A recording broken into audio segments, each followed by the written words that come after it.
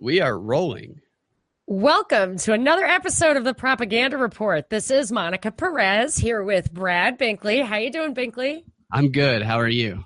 I'm good. See, that was straight. Sometimes I wonder if you're going to throw me for Don't a know what I'm loop. going to throw out there sometimes. You got to keep people, Keep them on their toes. Exactly. So what's going on? What's new? Well, there's been a new update on the Las Vegas mass shooting. I don't know if you saw that. I'll tell you, I stopped following this stuff in detail with like the Boston Marathon bombing because I had to do a show that night. I've told this story before, but it's relevant.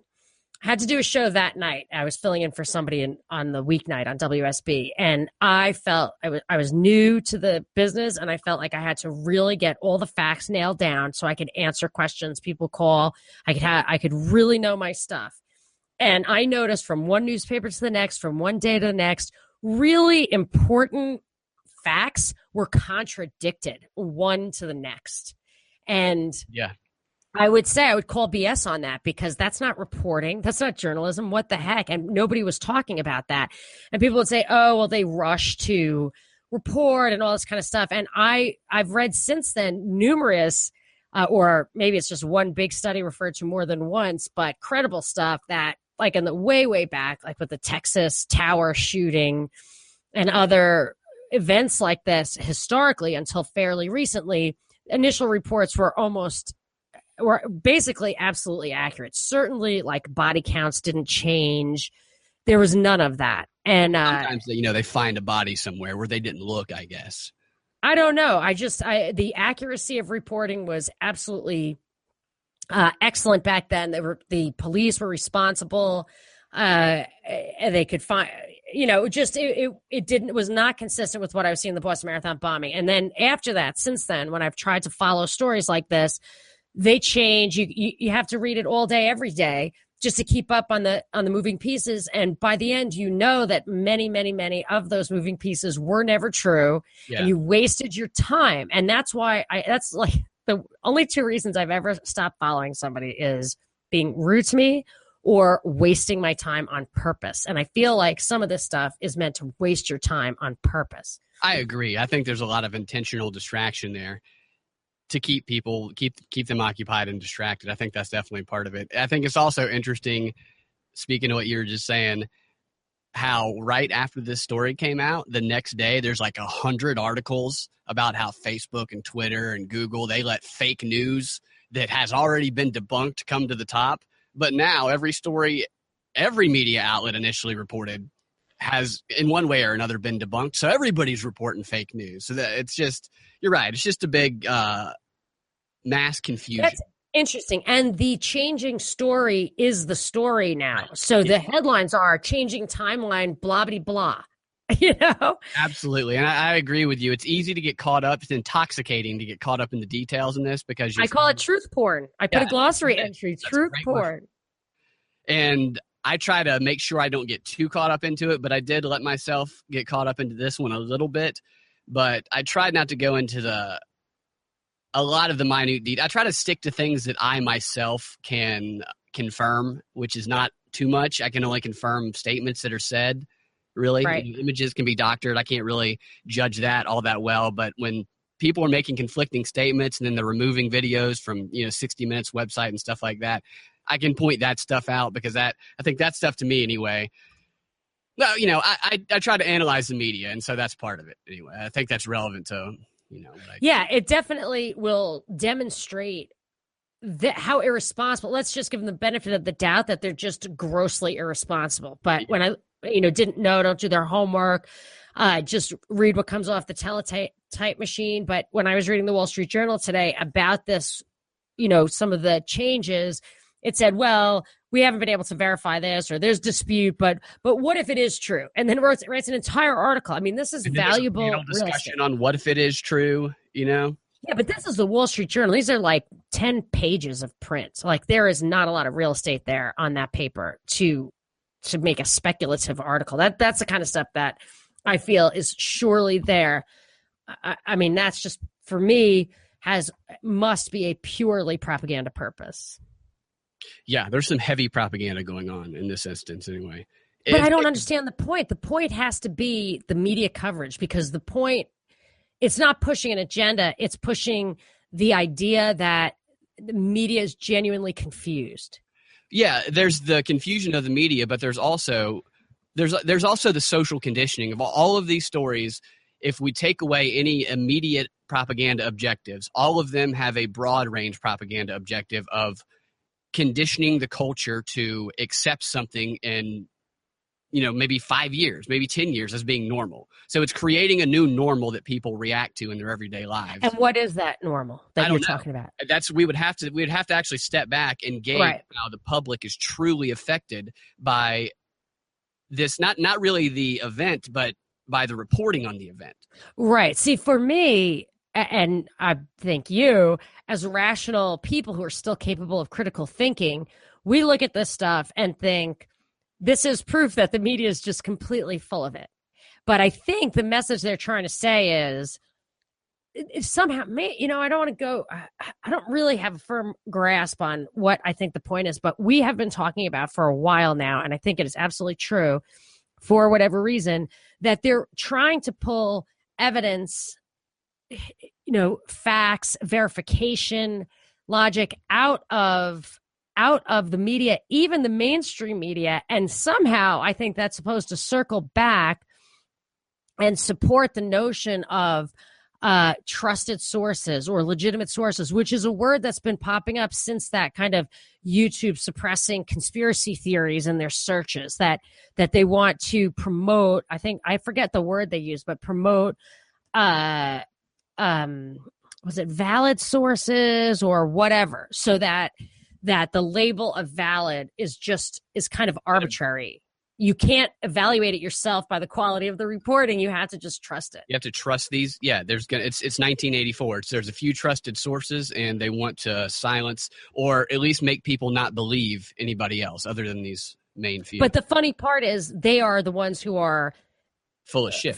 Yeah, falling on their faces and all of this. Like, that's the crazy part, but it always circles back to, we really need to just, and you've played clips like this with Don Lemon or Anderson Cooper saying, doing that ad hominem logical fallacy where they say, so you're suggesting that we trust Alex Jones over Jake Tapper. I mean, that's illogical. It's like, it's not illogical. I mean, they're both equally. Yeah, they have a different way of being accepted. One of them is over the top. One of them is passive aggressive. But they both tell truth sometimes, and they both slip lies within those truths. It's just, there's no reason to trust either of them. Like, that's the thing. Why should we trust Jake Tapper over Alex Jones? And they say it's just obvious. You know what I mean? It's obvious. Like, why? Why? Because Jake Tapper's friends control the media, so we should trust him, because he gets a more positive spin in the media. Yeah, and I think Alex Jones is an operative of some kind, but I still think that more of what he says is true than what Jake Tapper says. Like, true. I agree with that. He has to say true stuff because he's talking to skeptics who actually try to figure out the truth. Then he tries to trip them up by throwing in the agenda item he wants, but Jake Tapper doesn't have to live up to that standard because people who consume his news just gobble it up at face value. And a lot of these people that consume his news are these highbrow intellectuals whom, if you pose the Alex Jones or Jake Tapper question to, would automatically respond as though the question were absurd. Yeah, I mean, that's the thing. It's that idea that the question is absurd. If you hang around with these types, the more successful kind of Ivy League types I know, they look at the system as being good, like correct, because they succeed in it. And they are the last people you will ever get to kind of examine the assumptions, the premises. That's what my sister called the ethical glass ceiling. That people, and I think maybe it was John Updike or somebody said, basically, to paraphrase, you can't get a man to acknowledge a fact if his wallet, his paycheck depends on him not acknowledging it, not understanding it. He can't understand something. It's an ego protection. And the type of people you're talking about are the type of people that propagandists talk about being the most vulnerable to propaganda. Yes. because they refuse to believe it to be possible that they could ever be deceived. Oh, that's so interesting. Play to their ego, and they target them with this intellectual yet still emotionally charged propaganda, and they know the people would never fathom that maybe somebody deceived them.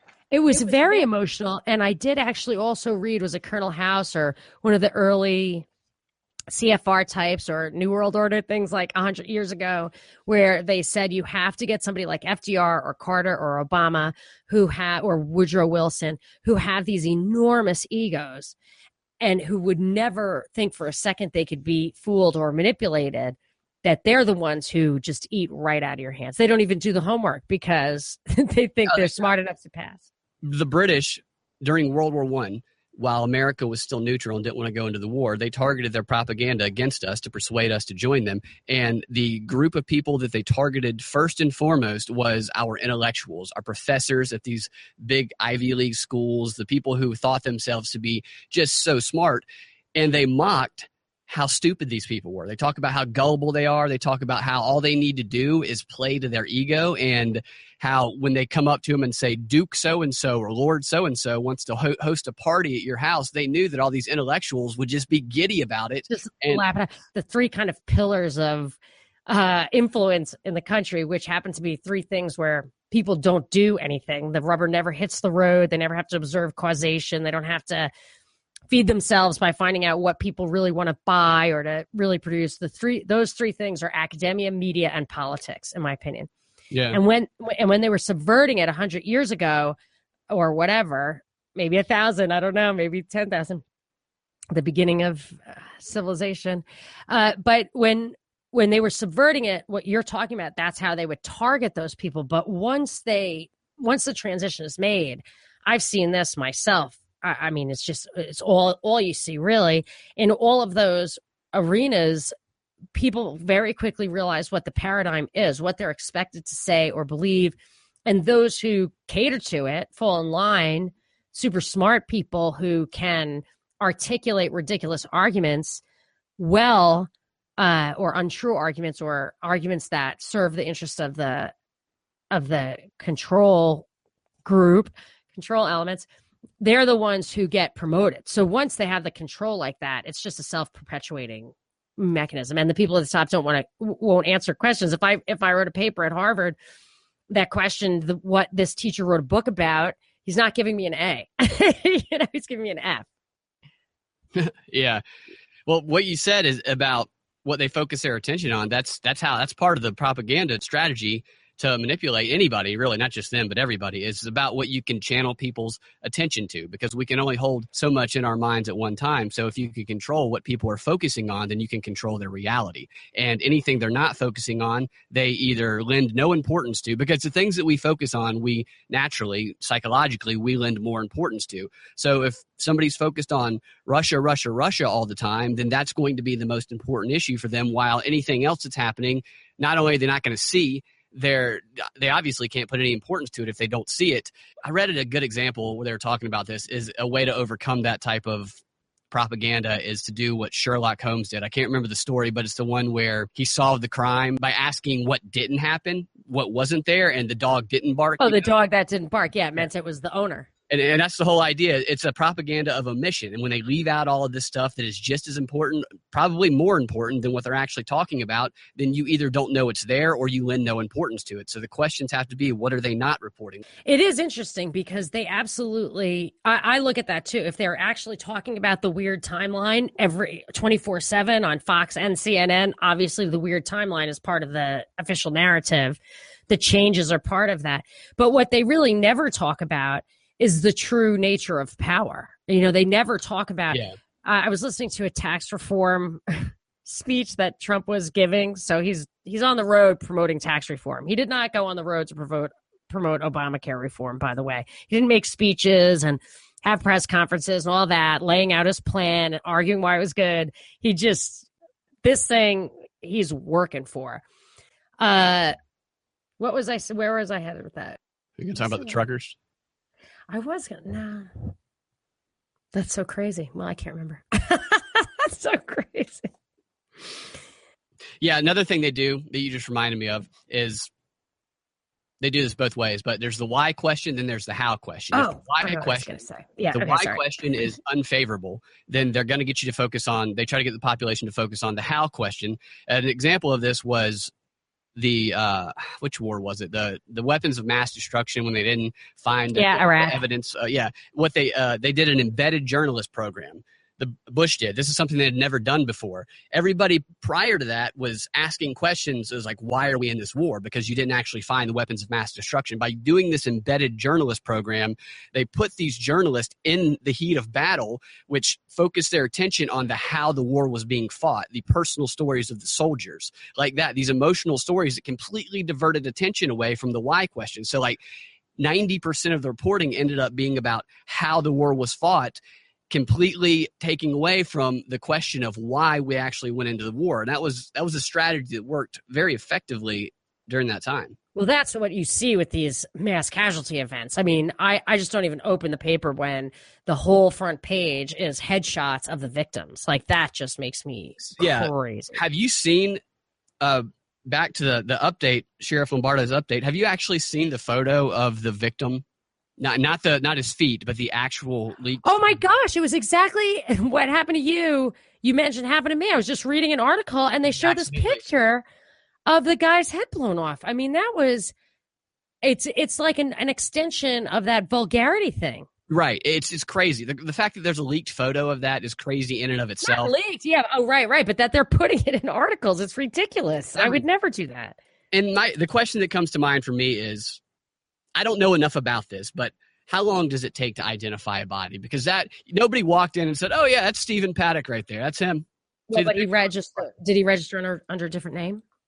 I have no idea. I don't know how he registered. I mean, technically, like, we're talking about somebody whose father was a master of disguise here, who they can't find any real. At least they're saying they can't find any real concrete background on him that gives them any indication of why he did this. So the fact that somebody under that name registered at that hotel, the fact that maybe they found a wallet or even a fingerprint of his in that room is not enough to say this is for sure Stephen Paddock. Oh, yeah, I agree with that. Yeah. So, like, how do they actually identify the body? How do we know that's who that guy is? Some people are going to say, well, he had a tattoo of a 13 on his neck, which I don't even know if it looks a little weird in that image, but you can't tell. Like, it's just, I've been trying to find out how they knew for sure that this is actually his body, and I have not been able to find that piece of information anywhere.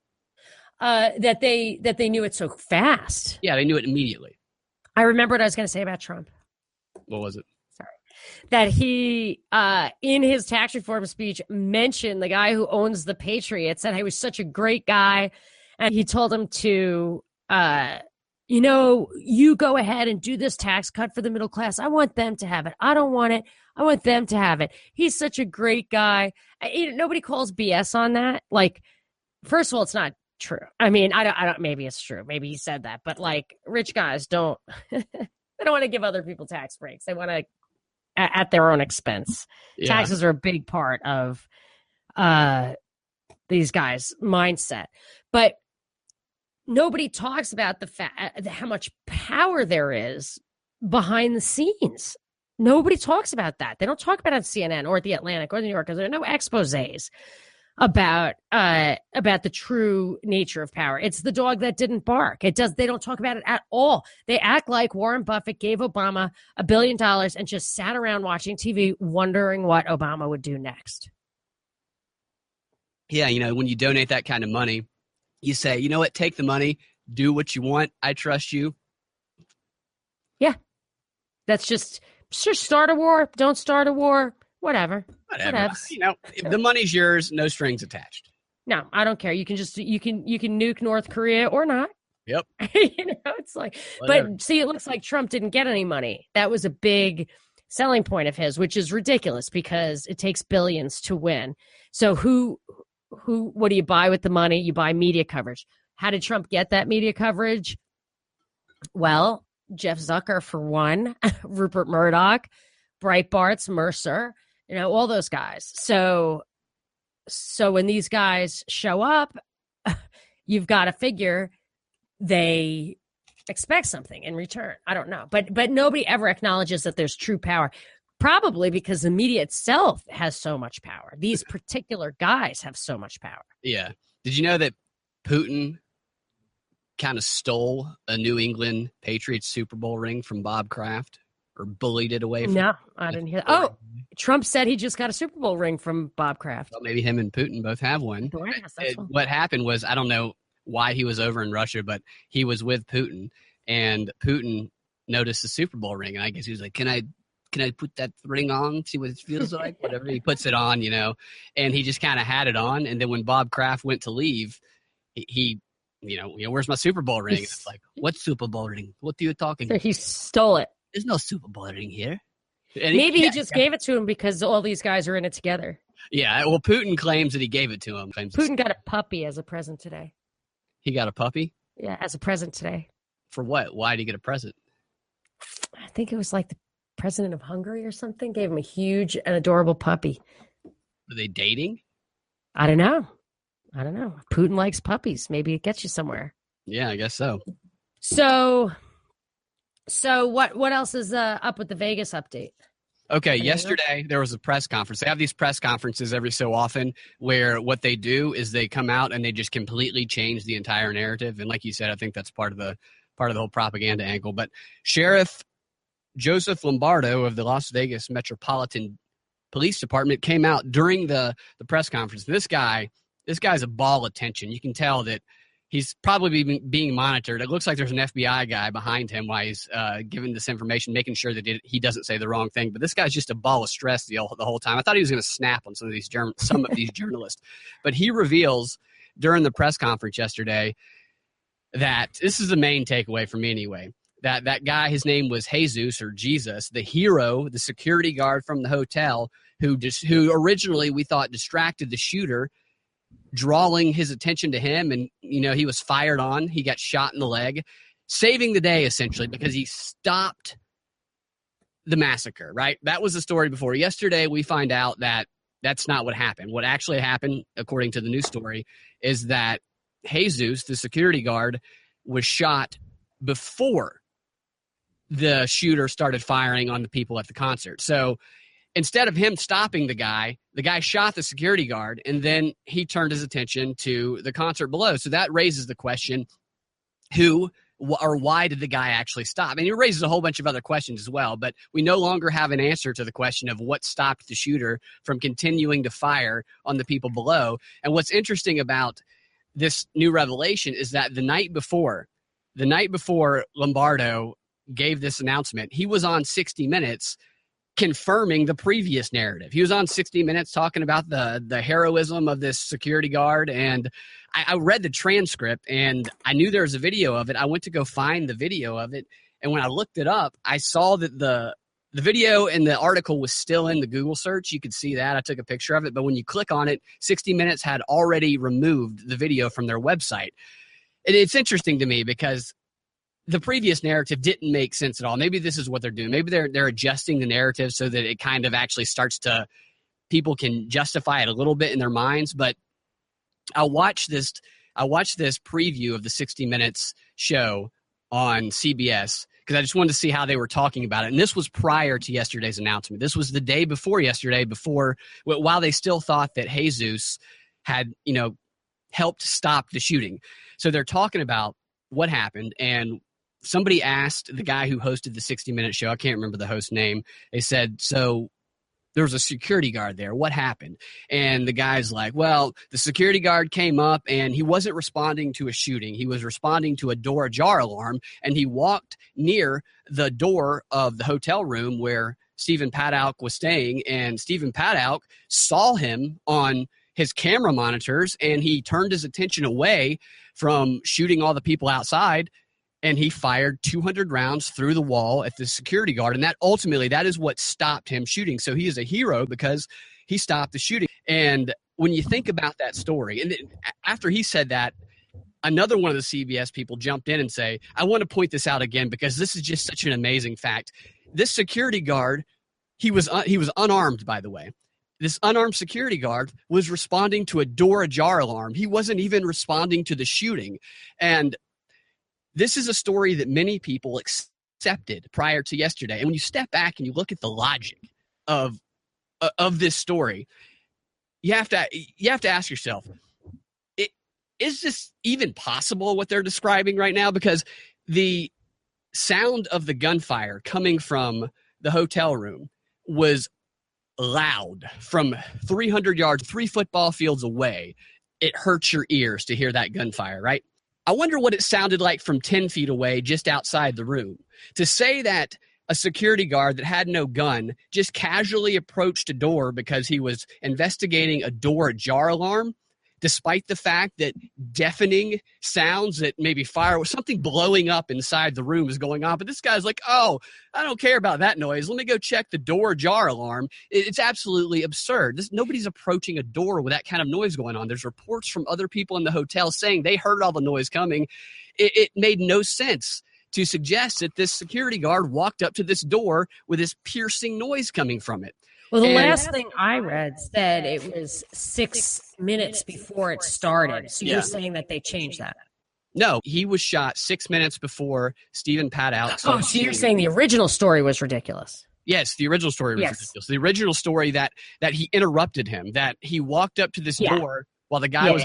It's also absurd to suggest that Stephen Paddock can be firing these automatic weapons on thousands of people 3 football fields away, and also be focusing so well on his computer monitors to notice the approaching security guard. Yeah, that's a good one. What kind of multitasker is this guy? They say it's not even possible that he did it himself. I mean, I think any vague understanding of these things knows. I mean, and on its face, it seems ridiculous. Just imagine yourself trying to do it. People's attention were focused on, they weren't focused on how illogical that story was. They were just focused on the emotional aspects of it, and they're going along with this completely absurd narrative. But the thing that for me always seemed crazy, and maybe this is trying to distract from that, when you do bad stuff, like the authorities are on you so fast, especially in Vegas. As soon as he knocked that window out, my guess is he would have been stopped within 2 minutes.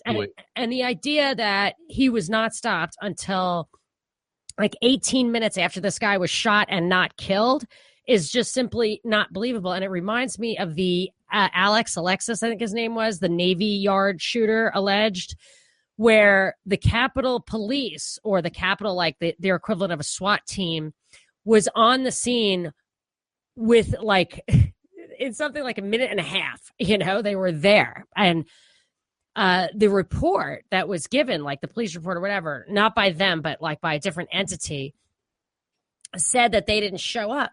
And the guys on the SWAT team went bananas and filed like a lawsuit against them, saying we were there in a minute and a half and we were told to stand down. We were told by our guy back at the base, whatever, to stand down. And that should be in your report. And this was the thing. And you try to follow it. And the just like the Kate Steinle case, you try to follow it. You try to contact those journalists, the people who are supposed to be covering it, try to follow the court case. It just disappears. Yeah. So I'm saying it's just envision yourself for a second getting 23 guns up there and blowing out a window. Just go up there and blow out a window. Bring a sledgehammer, and try to knock out a window. You know why you wouldn't? Because they would catch you so fast and you'd go to jail so hard, there'd be no getting around it. You would you could never get away with that. You couldn't just pay for the window. You'd be in big trouble real fast. Yeah, nothing about it makes sense. I don't even know if a sledgehammer could break a window like that. I just envision those kind of like high floor kind of plexiglass things that you kind of bounce off of. They don't want them breaking. Did they say that he broke it with a sledgehammer? That was one report I heard. And I'd like to know more details. That they just kind of skim over that. Yeah, and why would an old man do that? Why he's got all those guns? Just get ready. If you're really going to do it, you got to start shooting as soon as you break that window. So you might as well shoot the window, unless it's going to backfire. In which case, bounce off at ricochet. In which case, so would a sledgehammer. Yeah. I mean, that's just one detail. There's another thing in that press conference that struck me as odd. The sheriff was extremely defensive, and he obviously was withholding something. There's no doubt. They're always withholding something. But he was asked about the note. They found a note on the desk in the hotel, and it's just just this odd story. The night before on 60 Minutes, one of the police officers described what was on the note. He said the note had numbers on it. It only had numbers on it, right? And then they went into this long diatribe about the calculations of the bullet angle and how sophisticated it was so he could maximize the damage he did. And then they did panel discussions on CNN. They did panel discussions on MSNBC. Everybody agreed that these were the results of calculations. In reality, they were just numbers. They make you believe that the actual calculations were written on the note. The actual story was just final numbers. Guys who gamble, write numbers down. Yeah, that's a fantastic point. When Lombardo was asked about the note, his immediate response was, "What note?" No way. Yeah, he said, "What note?" And then the reporter goes, "The note that was on the nightstand by the," and he goes, "There was no note. There was a document." And I'm like, what? Wait a minute. Unless there's something else that he's talking about, it's just kind of odd to say that there was no note because you prefer to call the note a document. It looked like a napkin to me that had something written on it. It was just an odd response. I think he's probably getting pulled around by a bunch of his superiors and being forced to not tell the truth, maybe. There's something going on with him. He might end up getting in some trouble because I don't know if he wants to go along with all the stuff he's having to do right now. But the numbers thing, you're exactly right. My guess is that is not an investigative conclusion that those were calculations. That's probably one of the theories that people came up with. And so that theory just got promoted around as though it was proven and, close the book. In reality, those numbers could have been anything else. It could have been gambling numbers, just like you said. And you know what's really totally bizarre about these press conferences? What? Is that a regular homicide investigation, you could have a husband clearly killing his wife, and they would never say there was a note there within a couple of days. You know what I mean? They wouldn't say it probably before the trial. The images, the leaked photos. Yeah, they wouldn't. There would be none of this discussion at all. And what's obvious about these mass shootings, and I would say every single case is a false flag at least, is that they treat them absolutely sloppily. They don't have real investigations. They give information that might be useful. They don't investigate what really happened so that there might be other people that they find out later. This is why I absolutely, positively think that every single solitary violent crime, at least, murder or even crime against property, you should require a trial, and it should be public. You should require a public trial, because if they had to prove that this guy was guilty or be liable for what they did, you know what I mean? Then they had to defend themselves for how they handled the situation. If you know what I'm saying? Like with the Dallas thing, they sent a robot in and blew the guy up. Right. But people let it go when the person's dead. Yeah, but the original story absolutely was, no question about it, there were three guys triangulating, which is how they were so effective. So there probably were three guys. They might have been insiders, but there are probably three guys. And we will never know anything about that, and no one will ever ask, because they're like, well, this guy did it. It's like, but how do you know? Well, because we killed him doing it. But how do we know that you really did that? And that kill him, he's guilty. That's how you solve it. Okay, so when you kill him, he's guilty, like the guy with the supposed machete in Atlanta. If you kill him, he's guilty. But are you absolutely positive that nobody else was guilty? Who taught this guy how to use these guns? Where guilt transfers to the dead. Oh, I see. So it's like when you take like in a company, you put all the bad businesses in one division, then just spin it off and whatever.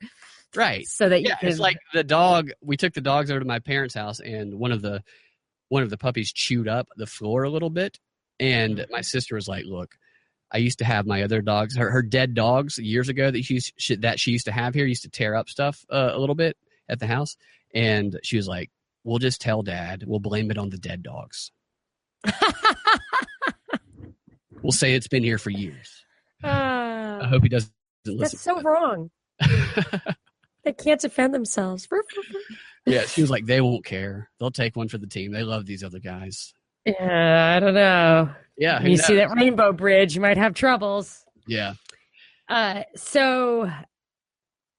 I just want to point out that just what I briefly saw of that press conference. So when you talk about like this guy is probably being told what to say and his head is spinning, a lot of times I think people are just faking it or whatever. And but I have noticed, like the LAX shooting, You have to find that.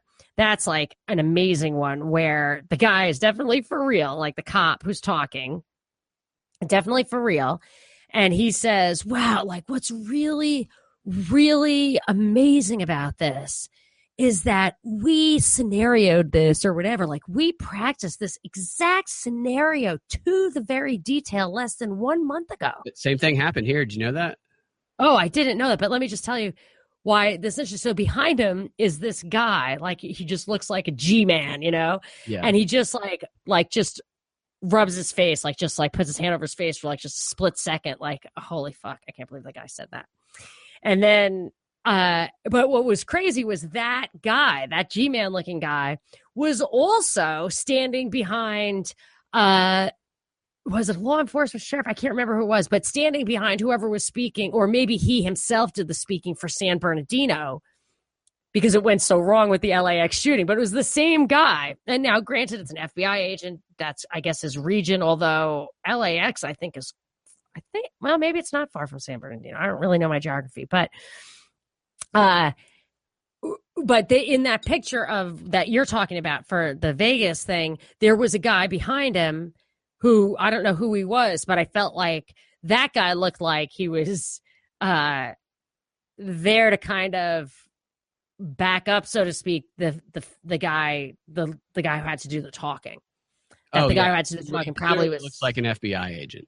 He does. I don't know who he is, but he just had that same look like, all right, buddy, just keep talking. You know, like there's a gun in the guy's back. Right, exactly. That's what I was thinking too. Yeah, he might as well have had a gun pointed at him, and he might as well have FBI stamped on his forehead. Just tell him everything's okay. Yeah. Come back later. With this angry look on his face. Because I've been interrupted on the air on WSB for press conferences where for 45 minutes the guy says no comment, can't release that comment, no comment, can't talk about that right now. The investigation's ongoing. So I know they do that. They do. That's the right thing to do. Why do they even hold the press conferences for stuff that's not?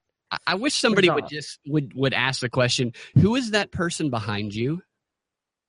Well, he probably introduced him. I didn't see the whole beginning, middle, and end there. Might have. I didn't see all of it either. He said something else.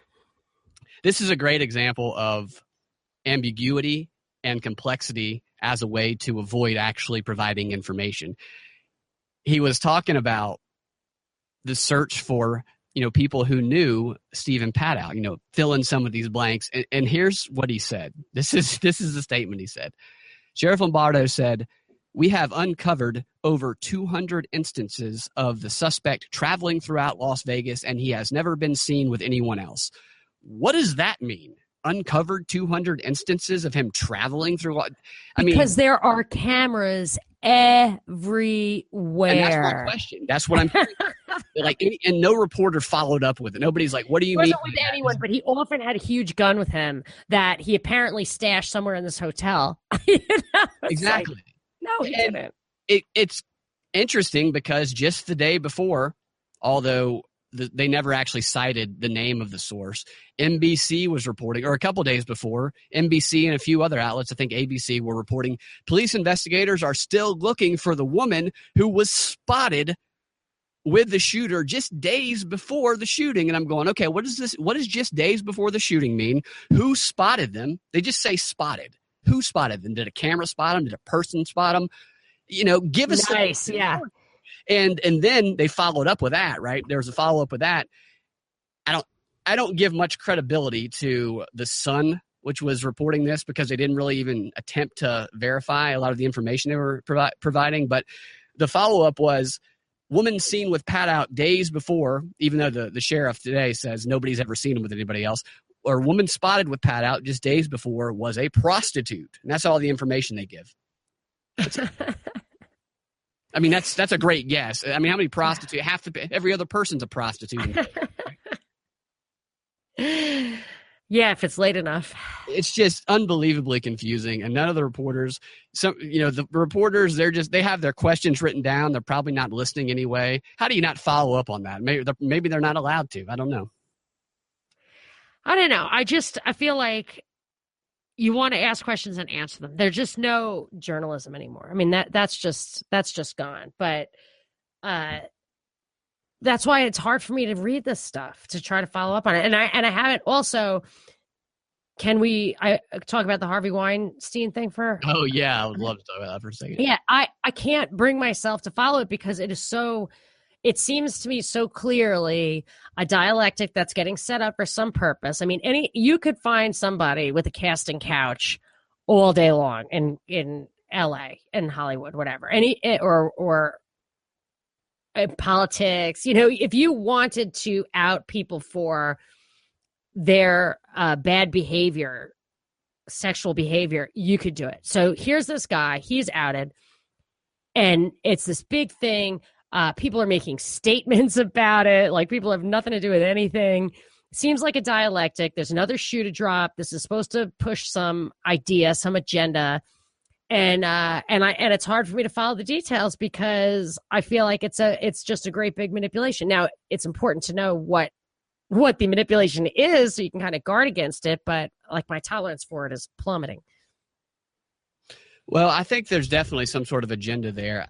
I haven't put my finger on it, but I think that Weinstein is in on it. I think that he's probably agreeing to be outed for this stuff, like a limited hangout, because this is pure speculation. I haven't looked into his background. Roger Ailes, I felt, did the exact same thing. He knew he was going to die. Steps down from Fox amid this sexual harassment scandal that came from nowhere, went nowhere. You know what I mean? I was like, what's that all about? And then Bill O'Reilly goes down the same way. And like, there's just all this people getting a golden parachute, crashing and burning with the sex scandal. I mean, this guy, I assume that he is as rich as he seems to be, but there's something about these high profile white dudes sexual thing. Yeah. That I just don't know. And I hate it. Like Obama's response was, to do this to a woman is reprehensible. And I'm like, well, what if he did it to a boy, or, you know what I mean? Like that's my point right there. Oh, sorry. Weinstein might be saying okay, we'll do this. We're just not going to talk about that other shit. Make me look straight. Yeah, exactly. It also, there's, nobody, you can't tell anybody this who doesn't already agree with you and have them even listen to you. But there is an effort to kind of paint rich white men as the evil enemy. Oh, yeah. And Weinstein might agree to be a part of that, to play into that, as long as that other stuff doesn't get talked about. The sexual stuff. Jenny tweeted something recently that was talking about, what's it called? Stealthing, where a guy slips the condom off. People are having consensual sex, and then the guy slips the condom off, that's considered sexual assault. And there's instances where women do similar things, and there are. And she linked a video where it talks about that. And it's a perfectly... Oh, well, women have been getting pregnant on purpose. Right. That was what she was saying. Yeah. Well, your point about him possibly agreeing to it, I felt that was true for Ailes and O'Reilly, and I can't think of the other people off the top of my head, but Trump is an example, in my opinion. Yeah. He plays the villain. He was a wrestling guy. He was the apprentice guy. He's always the bad guy. And he's fine with it. Right, It seems to me. Even if he's sincere, he's fine with it. That's what people like about him. He tells you to go fuck yourself. It's like, okay. So the reporting on the Weinstein thing, the media didn't really say anything for a few days. And it's like they were like, are we okay to say something? Tell us what we can say. They're awaiting. That's the story now, though. The story now is how long people waited to respond. Did you not know that? That was all over the news today. The entire thing. So my notes, I wrote a couple of bullet points that I sent you. That's the story. That's it. So they made that. They're actually distracting. That is the story. Right. So what's funny to me about the reporting, now I'm making it part of the story too, is that just like a week before, Cam Newton was in a press conference and a female sports reporter asked one of the strangest questions I've ever heard any reporter ask. And when she asked it, I laughed out loud. I couldn't help it. I was like, what does that mean? It was so stupid. And I didn't laugh because she was a woman. I laughed because the question was like, it's like she was trying to be. Yeah, she was teeing it up. I've heard other types of questions like this when people are trying to fit into somewhere that they don't really understand. Yeah. What was it? The exact wording slips my mind, but it was something like, your receiver, and she was talking like that, like a millennial. She's like, your receiver real physical lately, and he's really been trucking his routes. Do you get some enjoyment out of seeing him trucking those routes? And it's just like, what are you saying right now? And he laughed at it. And then after he laughed, this is what got him in trouble. He goes, it's just funny to hear a female reporter ask that kind of question. And it was funny. It'd be funny. What does it mean? What she was saying is your receiver has been physical. He's bumping the guy off the line. Is Cam Newton gay? I don't know. I mean, why would he enjoy that? I don't know. Yeah. It was just a weird way to phrase whatever she was trying to ask, but had to have been a setup. The media had to have been outraged. It was, he's a sexist, chauvinist pig. I mean, the level of outrage in response to Cam Newton's Cam Newton lost his yogurt sponsorship like 2 days later over that minor thing. And when you listen to it, it's so minor, right? Harvey Weinstein allegedly rapes a bunch of girls. Nobody says anything for 30 years. You know, they silenced the stories on it, and even when they did start reporting it, and I know this is all part of their thing to mess with people, even when they did start reporting on it, it was so clearly ingenuine. They were not authentic about it at all. They might as well have been rolling their eyes. Well, I guess we got to talk about all the rape that Weinstein's been doing. Back to how bad Trump is. Tapper opened up his show. I tried to get the clip, but I wasn't able to cut it in time. Like Weinstein only rapes women, Trump rapes everybody. He opened up his show with he did 2 minutes on Weinstein, right? With his head cocked with a dirty look on his face. Oh, yeah. The only reason that he did it, was so that he could transition into doing 10 minutes on Trump being a sexual predator. Oh, okay. It was quadruple the amount of time he spent on Weinstein, and it was so blatant and so obvious. And the first thing that he mentioned, I was wondering when this story came out, I said in my mind, I was like, they're going to use this to start playing the sex tape again, the Trump sex tape. That's happened. Jimmy Kimmel started tweeting the Trump sex tape again. That could be the point of all of this. Tapper goes, the president says he isn't surprised about Weinstein's act of sexual assault, yet it was just a year ago when he was being accused by 11 women of sexual assault. And I looked into almost all of those cases. I watched the press conference. They were represented by Allard, the one who represented Cosby's victims. Oh, the feminist, the one who was the one who was mentioned as Hillary's propagandist in the WikiLeaks thing. Was her daughter is representing Weinstein. Yet they were talking about her, yeah. Yeah, yet she was representing the victims who were accusing Trump. And if you watch all the press conferences, none of these things went to trial. None of them ever would, because there's nothing there. I'm not saying that Trump hasn't ever done something. It wouldn't surprise me at all if he has. But the cases they presented to the public, nothing there. They were 30-minute marketing pieces for whatever that particular person was doing. But this is all part of the dialectic. If he did do something real, they wouldn't talk about that, because then it wouldn't create conflict. It would be undeniable. Yeah. The signal for that for me was the very first victim. Tapper went through 3 of the people who accused Trump. The first girl that he mentioned, I don't recall her name at the moment, but I know who she is because I watched her press conference. She's a porn star. And Tracy Lord? Do what? Oh, sorry. Tracy Lord is a porn star, right? I don't know. That's not the one that I'm thinking. Okay. I'm talking about the one. I was like, his PR chick is a porn star. Oh, no, maybe. I think I missed that. Let me get you a better job. I don't know.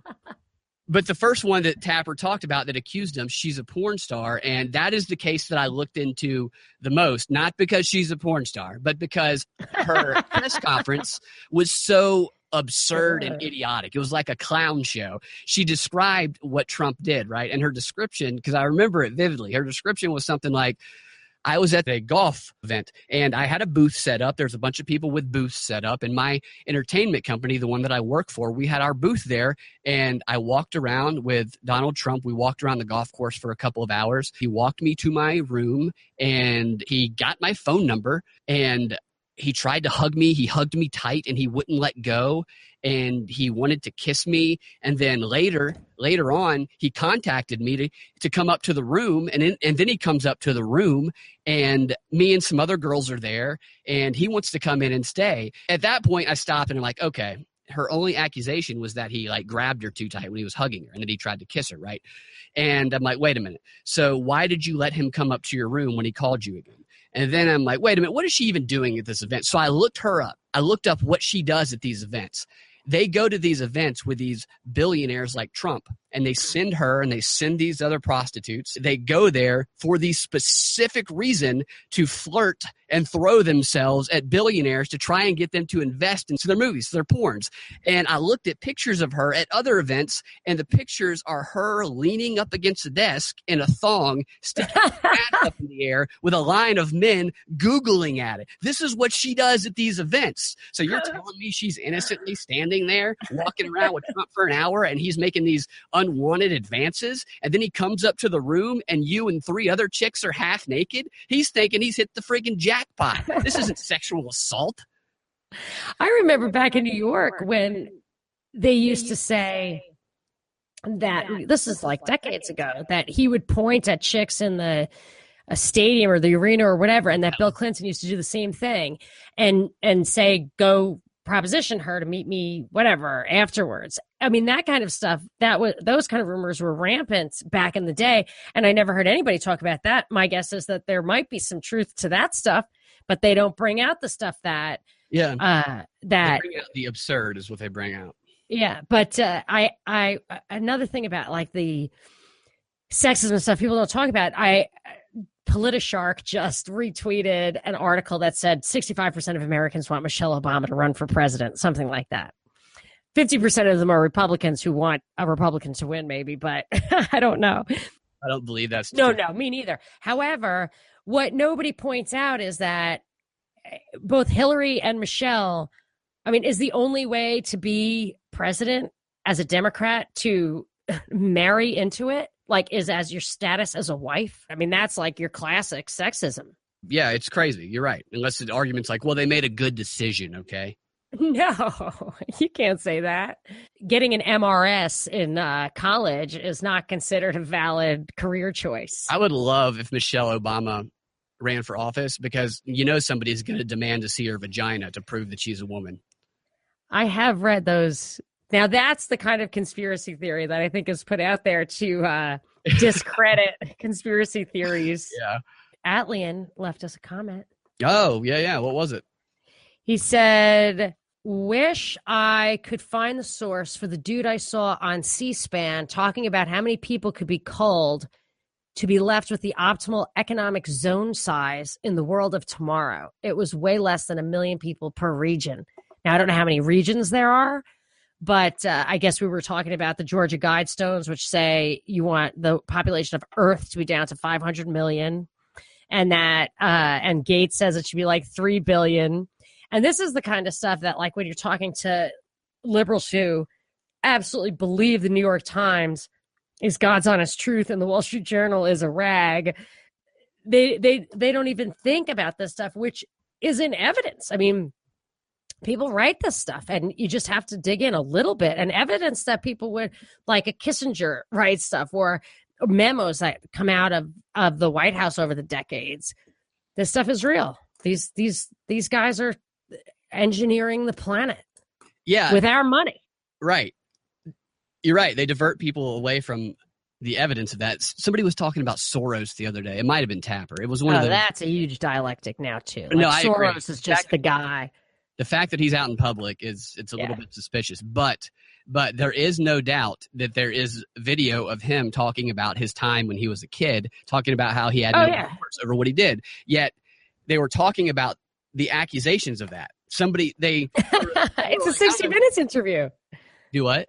It's a 60 Minutes interview. I know, it's a 60 Minutes interview. I think there's another interview as well. His book. Do what? His book.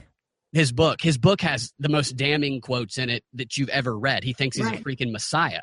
But yet they literally, I think it might have been Alex Jones. I can't remember who they were trying to discredit, but they were saying so-and-so claims that George Soros was a Nazi sympathizer. And, whatever definition you want to call what he did, you can describe what he did and then let people determine what, the meaning of it for themselves. But they said, no, he never actually said that he did that. Here's a video clip. And they showed like 20 seconds of a video clip of an interview with Soros. And Then they didn't show anything else, and that was their proof. Nope, he didn't say that. He never said what they claimed he said about his childhood, and it was Tapper. I'm pretty sure it was Tapper. He's like, no, he didn't help find Jewish people when he was a kid in Nazi Germany. No, he didn't do this in Nazi Germany. And then I went and found the clip right after that where Soros himself admits to doing everything that Tapper just told his audience that he never did. I have an idea of what some of this might be, not that in particular. No, it might be that, but I wonder if some of this stuff is, I know they've actually done this with media stories. They have done experiments like how the internet versus print media, Wikipedia versus the newspaper. But it's like if you've ever taken a test like radioactive isotopes, you have to drink the radioactive stuff and then they take a test and maybe it's a cancer test, I don't know. And the radioactive stuff will make the cancer glow. Like it'll show the pathways of your veins, that they actually release this stuff, which is like untrue, just to see how deep it penetrates. Like Aldous Huxley, when he said 20% of the people believe everything, 20% of the people you cannot fool. We've got to work on the middle 60. Maybe they're trying to actually refine if the 20% who don't believe stuff ever penetrate that 60% they're trying to influence by like Jake Tapper, for example, putting out something that's absolutely not true, or Anderson Cooper or Don Lemon or any of those guys put stuff out there, and just to see if their audience ever crosses over. Yeah. I think they might be in a trial stage right now. But speaking of George Soros, I knew that whole dialectic jumped the shark when I was in England and I saw in the newspaper there a story, and the picture inset was a billboard of George Soros in Hungary saying his evil plot to influence our immigration policy. This is the man, Yeah. That's so it's clearly he's the face of the conspiracy, which in itself is that thing where it's like the dead man gets all the guilt. The dead man gets the guilt. That's our theme. There is definitely something going on with all this. The dialectics are reaching a fever pitch. And I will just add that like a dialectical scenario, one of the books I'm reading right now is The Ideology of Tyranny, which I've mentioned before. But the dialectic scenario is absolutely no way to run a two-party democracy. I mean, I understand that's the whole two-party psyop.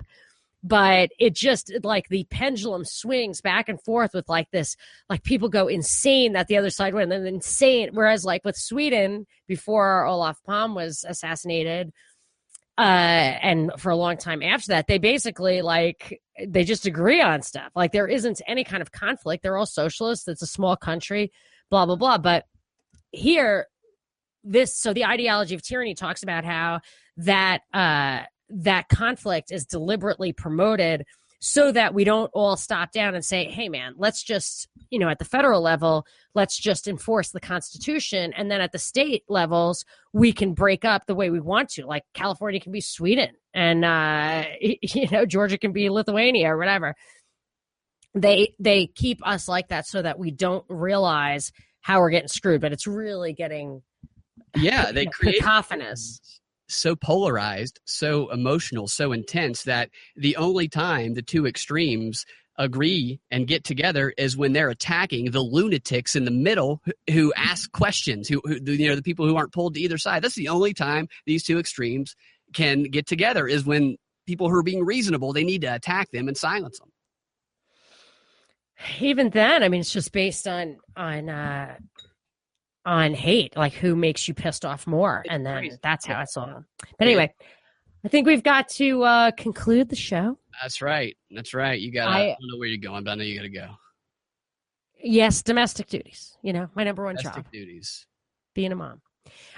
So this does conclude another episode of the Propaganda Report. If you enjoyed the show, share it, and actually, our last show was wildly successful. So if you didn't hear it, be sure to go back to listen to the one about the Las Vegas shooter, where I lay out, and Binkley also, what we think the agenda items were, what the kind of underlying gun control goals are. Just there's a lot of jam-packed stuff in there that